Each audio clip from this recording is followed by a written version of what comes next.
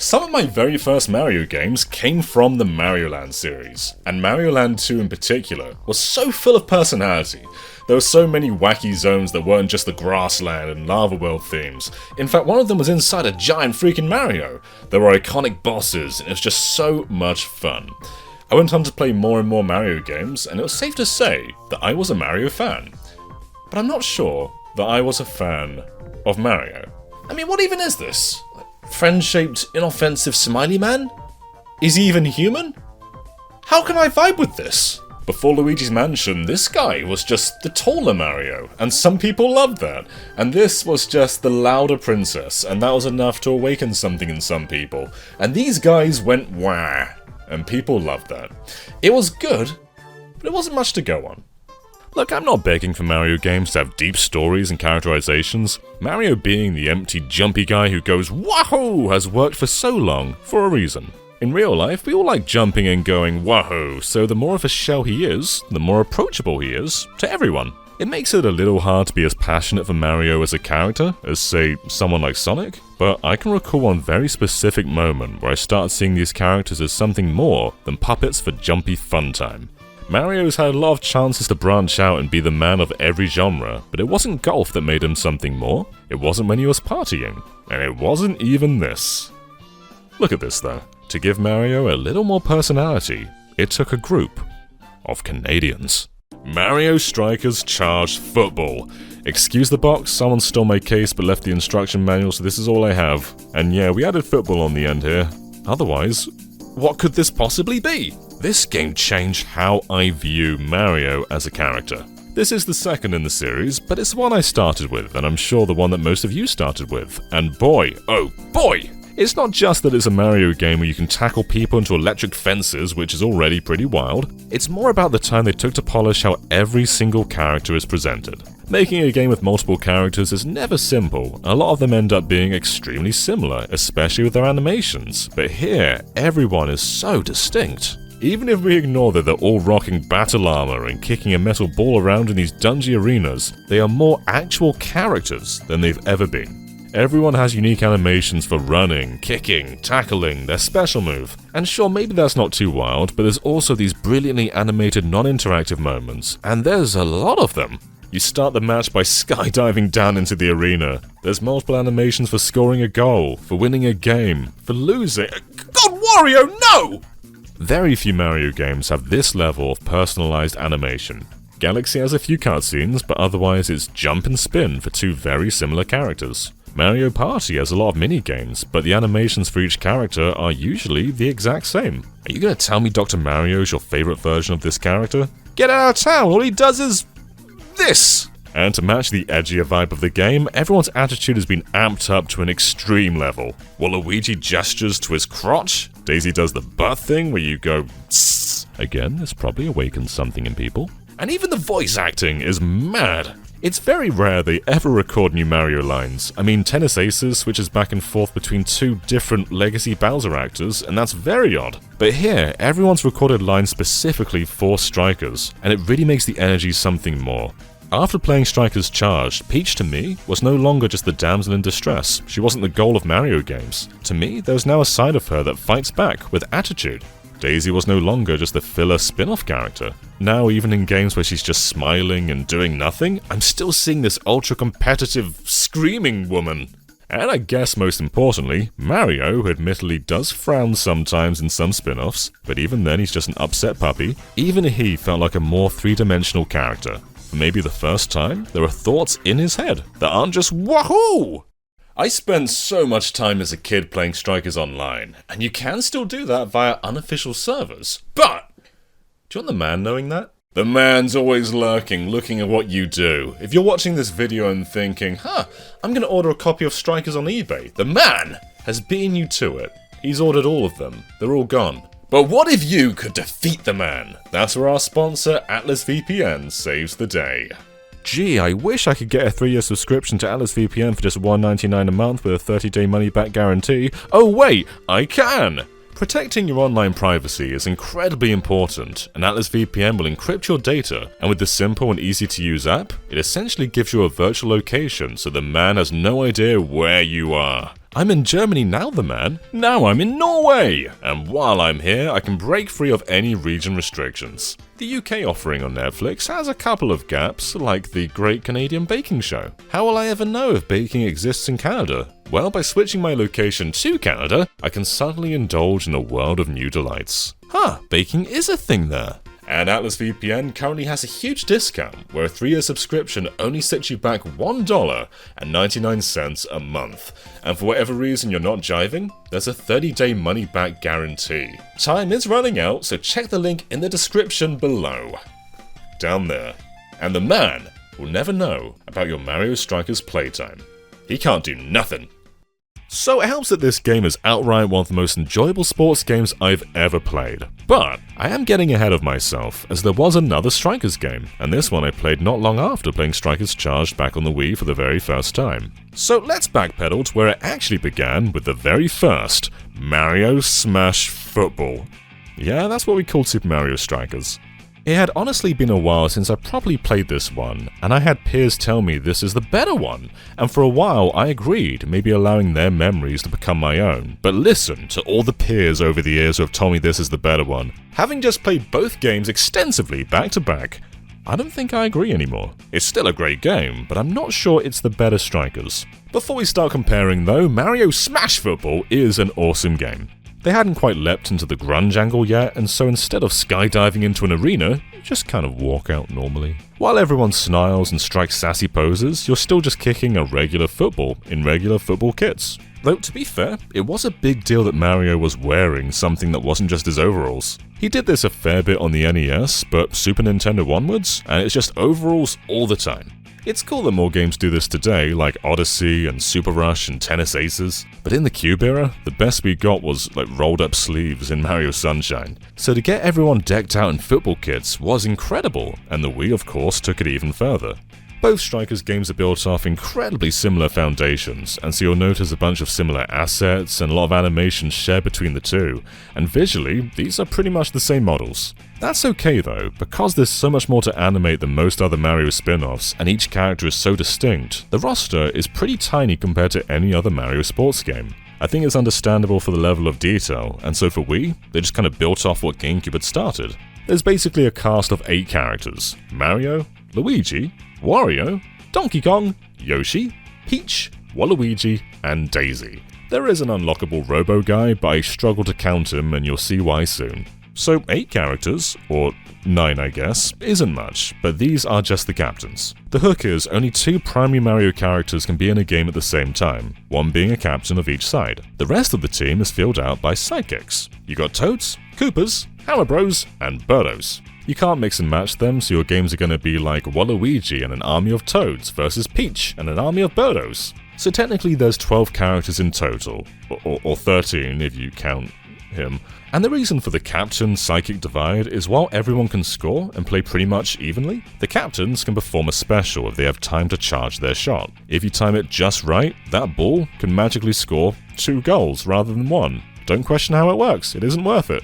So, as an opponent, you've got to be very wary if a captain is in possession of the ball, so just kick him! There aren't any football rules, like offside, throw-ins, or even fouls, but you do get power-ups for shooting at the goal with a fully charged shot, or if someone tackles you where you don't have the ball. So it's not completely devoid of rules, but it pretty much is. Like, you can just throw a giant shell and crush everyone in your path and charge a shot while doing that. But on the flip side, they're also great for preventing that, so if you see someone charging a shot, just crush them! Otherwise, the game is pretty simple stuff. Pass the ball, shoot the ball, tackle. There are underlying elements like triggering a perfect pass and cool evasive maneuvers, but these are simple games with a high skill ceiling. And if you're still wondering why I don't count the Robo guy, it's because he doesn't get sidekicks, and instead he's a full team of robots who can all perform the captain special. And that's lame! Don't like that, doesn't count. While Bowser isn't a playable character, he does sometimes randomly appear, and he says, "Hello, it's me, Bowser. I'm here to cause problems." And then he leaves. And I'm not a huge fan of that, to be honest. All the stadiums are the exact same with no gimmicks, so I suppose this is kind of the gimmick, but it's also a little bit intrusive. This is the kind of game that begs the question, what does content really mean, especially for a sports game? I mean, Mario Smash Football only has 7 stadiums and none of them have gimmicks. They're all essentially the same with different aesthetics. But when the core is this fun, how much does that matter? Does it matter that there aren't any other modes? There's football, there's tournament football, there's football, and oh look, there's football! No minigames, no wacky distractions, it's just the core game that speaks for itself. And I think that's enough. I've got 120 hours in Mario Tennis Aces, and I'm far from alone. If you play against anyone online in that game and look at their hours, they put me in perspective. Look at how much this guy's played! I'm aware this game doesn't have many chords, but I keep coming back for the core gameplay itself, and it seems that with those who are still playing the game, I'm one of many. You can say very similar things about fighting games like Street Fighter 2. Is it short on content? I mean, the original game has 8 characters and each stage is fundamentally the exact same, but you'd be laughed out of planet Earth if you said that game doesn't have longevity. Yeah, Mario Smash Football doesn't have many modes, but 17 years later, and here I am, still talking about it. It clearly wasn't short on life. The work may not show in the player and stadium count on paper, but it absolutely does show when you're playing. Smash Football is so full of life, and the mechanics have carried it for nearly 2 decades. The first outing of Mario Strikers is a very good game, and one of GameCube's many multiplayer greats. However, and all respect to those who prefer the original, I think Charged took it way further. Mario Strikers Charged Football launched only 2 years after the original, and is mostly building on top of it. Heck, every GameCube stadium is in Charged. Charged has a lot more animations, but it's also borrowing many from the GameCube game. All the characters are back, and they mostly look the same, but this time, standard kits aren't enough. They've got full-on battle suits with extreme studs, and Bowser's got razor claws! The new arenas are way more intense with stuff like Thunder Island, which not only has obstacles being carried in a storm, but there's no fence, so if you fall off you outright lose a player until they eventually just blow back in. Then there's Sand Tomb with thwomps scattered around the stadium, or Crystal Canyon where at the start of each kickoff multiple teammates are outright disintegrated and they're gone until you score, including captains! Waluigi, no! There are 10 new stages total, which is already 3 more than what GameCube had, and some don't have gimmicks at all, like the Vice or Galactic Stadium. But there's a lot more variety here than the first game, especially given it contains everything from the first game, making for a total of 17 stadiums. But while all this variety is great, at the time, people didn't really like the gimmick stages. Random elements can make or break whether you win a cup, and after investing a handful of matches, it can be a bit disheartening to just lose it all. And when playing online, yeah, we get to online, that's a biggie. If you're playing with randoms, there's 0 player input on what you end up playing. So you could have a focus match based purely on player skill, or you could be dodging lava balls for most of it. If you're in control of what you're playing, then the gimmick variety is mostly harmless. But that's just not always the case, and it can impact my enjoyment with Charged. I like them a decent amount in isolation, but for sure have memories of them being very inconvenient. But where I think Charged really got more interesting than the original was the sheer character variety. Now, the base roster isn't massively larger, the Robo guys are gone, thankfully, but the Standard 8 return alongside Bowser now being playable, Bowser Jr., Diddy Kong, and P.T. Piranha. Rosalina wasn't even a thing when Strikers launched, and so, in the decades since, people have been drawing fan art of her in the Strikers style. I've wanted her for so long, and she's finally a thing. She exists! So while the captain variety isn't that different, the sidekicks are where things got really overhauled. Instead of an identical group of Toads or Koopas, you can now mix and match at will, and they've doubled the selection too. Joining the original 4 are Boos, Dry Bones, Monty Moles, and Shy Guys. And look at this Shy Guy animation! What's behind that mask? Mix and matching really shakes games up, especially as each character has their own specific charge shot. Hammer Bros launch hammers when shooting, Monty Mole can dig underground, Boo can turn invisible. There's so much more possible than Mario Smash Football, and it really goes a long way to upping the meta. And on the flip side, the captains have been revamped too. Alongside stuff like shells and bananas, there's also captain-specific items. It could be Mario growing in size and stomping everyone on the field, P.T. Piranha spewing goo that slows everyone down that passes through it. There's so much cool stuff, and the main benefit is almost all of these give you a chance to charge a special, and these are wildly more ambitious than what we saw in GameCube. There, you could score 2 goals. That's sweet, but what about 6? It is difficult to get enough distance to charge that high, but if you pull it off and the timing is perfect, there's a chance you'll actually score that much. And that's bonkers! But there's also a chance to block these attacks now. You become the Kremlin goalie and you point at the screen and try and stop as many balls as you can. And I like this, but I also kinda don't. It freezes the timer and really draws some games out, especially online. But I suppose if you're 2 equally skilled players, this shouldn't be crazy common. I do like that you can defend, unlike GameCube, and the animations are way better, but it really can break up the pace of the game. And that's something Battle League seems to be handling a lot better. It is going back to the GameCube way of only having 2 goals per shot, but you also can't do these shots unless you get a pickup, and I think that's a pretty balanced middle ground. There's for sure pros and cons between the original and Charged, but what really sets them apart is online. In Europe, we actually got this game a few months before the rest of the world, and I was pumped. Like a lot of people in 2007, my parents didn't have Wi-Fi at the time, so I played most of my PSP games like Need for Speed by putting them up against a wall and stealing my neighbor's Wi-Fi. Sorry neighbors. But when it came time to the Wii, I had to get one of these little babies. I mean, it functioned. In early 2007, there were very few Wii games with online functionality, and my general experience with online console games was extremely limited. I wasn't in a position to run an Ethernet cable to my console, so most of my PS2 experience was offline. I played Halo 2 online at a friend's house, and of course played a few online PC games, like Habbo Hotel, so I didn't have much for my online career. This changed things though. I played Strikers Charge every single day, and with a pretty decent netcode, it was an incredible thing to do. It is very limited, like I was saying earlier, especially with randoms. You can't decide the rules or what map you're playing on. But look, it's an online Mario sports game in 2007.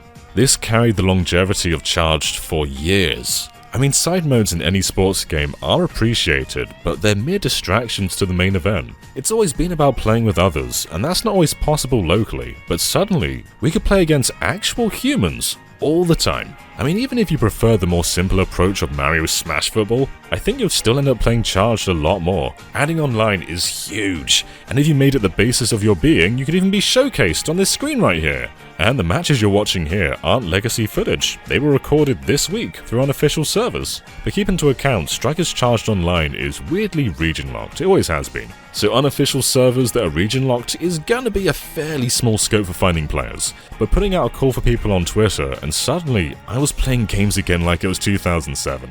Maybe there's some bias here as it was one of my first online ventures, but Strikers Charged was so memorable online. Yeah, there wasn't much in the way of progression or much of a ranking system, but I had so much fun just playing again and again and again. Charged does have some kind of side modes. I mean, there's a mission mode, but it's all like, hey, you're 2 goals behind, can you win? It's still just, play football.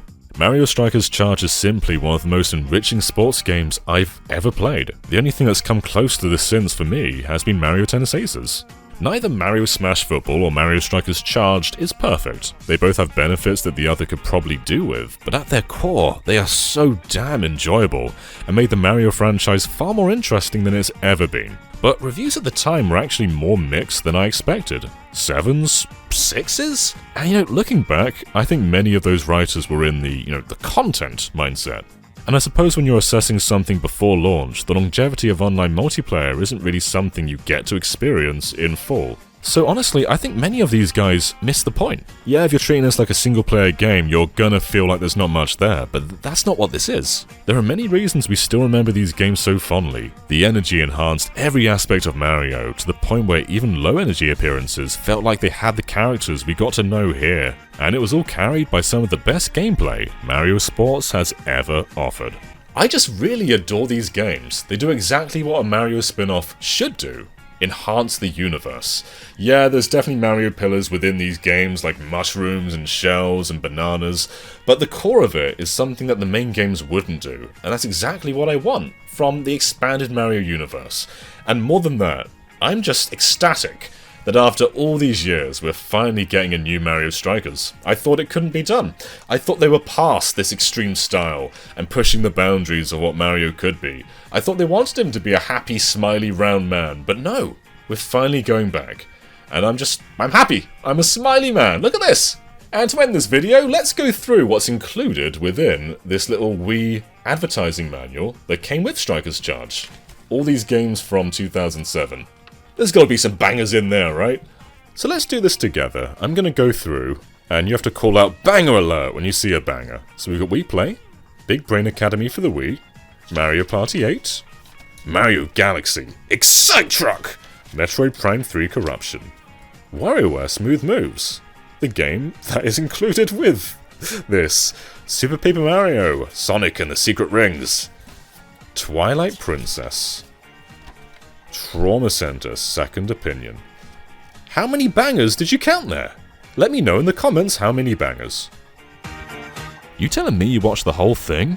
You're a beauty baby! And there are more beauty babies over on Patreon. These guys help us so much. Without them, we couldn't be doing what we do right now. You can watch these videos before they go public, watch What's That track live as it's recording, and so much more. So please, consider being a beauty baby too. Mwah!